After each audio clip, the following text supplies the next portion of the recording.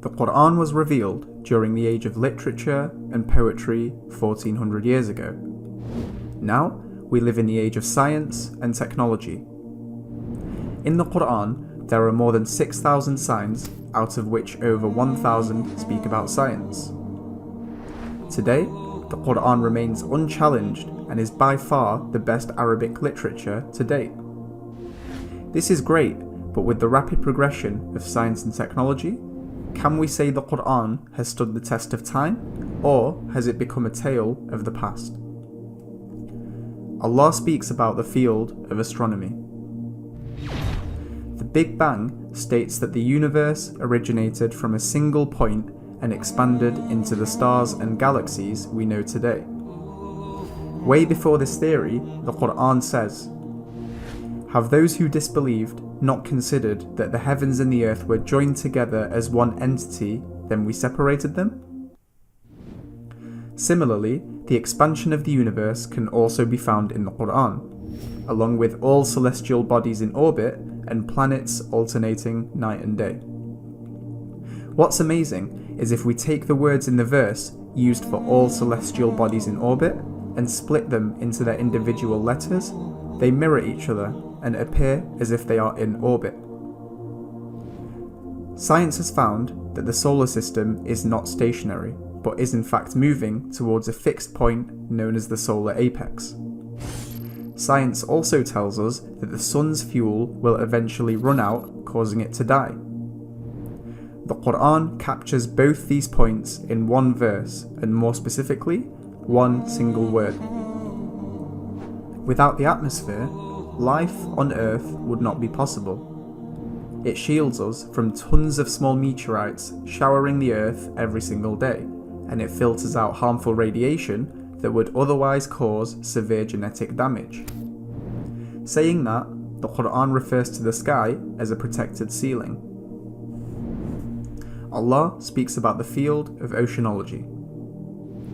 Specifically, Allah talks about two seas that meet, one fresh and sweet, and one salty and bitter, and between them is a barrier. William Hay, a famous marine scientist, explained that these two seas have varying temperature, density, and salinity. When water from one sea passes to the other, it becomes homogenized, resulting in what the Quran refers to as the forbidding barrier. The Quran talks about the darkness in the depths of vast, deep oceans, where if a man stretches out his hand, he can hardly see it. Without modern equipment, the deepest a human can dive is about 20 meters.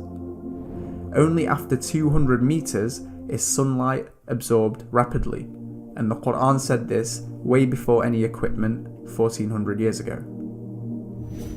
Allah speaks about the field of geology.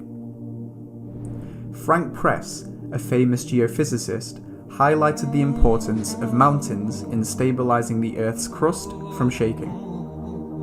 The Quran specifically mentions this. Thanks to modern technology, we have found that mountains are typically much deeper than they are high. Think of tent pegs. They are pushed deep into the ground to stop the tent from flying away, and you only see a small part of it on the outside.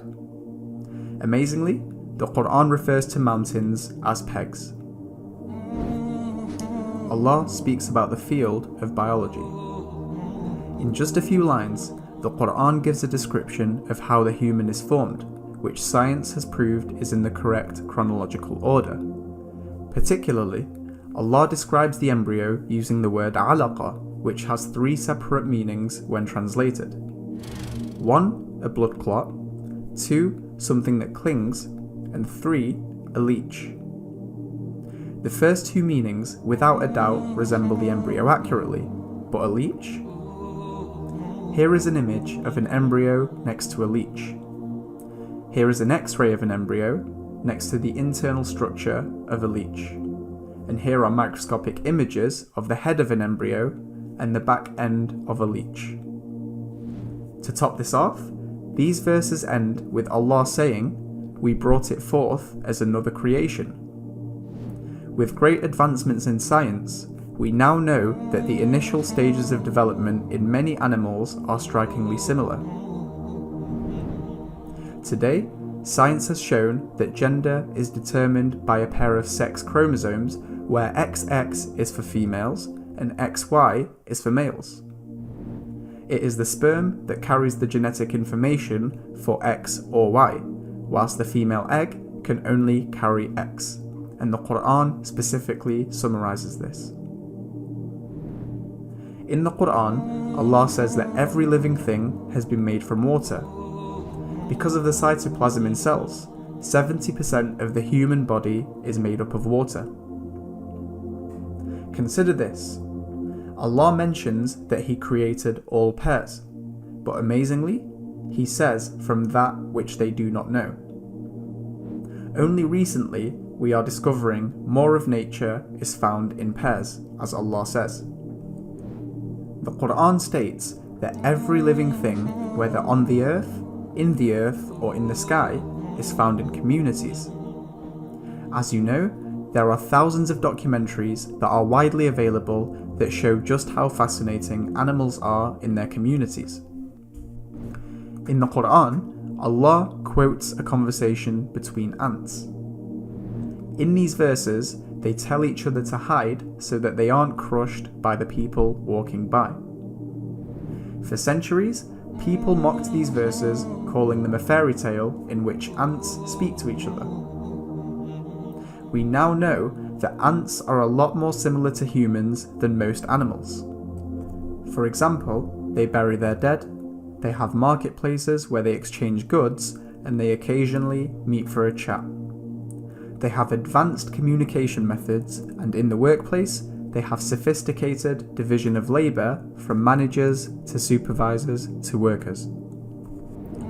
In just 2 verses, Allah tells us many things about the bee.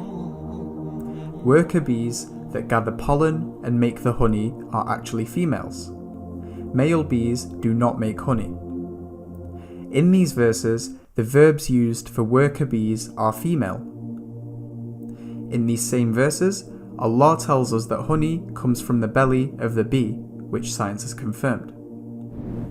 Additionally, the word used for belly is plural, meaning more than one. Science now tells us that bees have 2 stomachs. Again, in these verses, Allah tells us that honey is a healing for the people. Today, we now know that honey has medicinal and antiseptic properties. These are such subtle details but have proven 100% accurate. And to conclude, Allah ends these verses by saying, "Indeed, in that is a sign for people who think." It is important to note that the Quran is not a book of science. It is a book of signs for people to contemplate and to make an intellectual decision. Saying that, not a single scientific sign in the Quran can be proved wrong by established science. What's fascinating is that the Quran was recited by a man who could not read or write over 23 years in jumbled up order. Despite all of this, the Quran contains 0 contradictions and has strikingly accurate statements that we have only come to know so many years later. Please subscribe to discover more about the wonders of the Quran.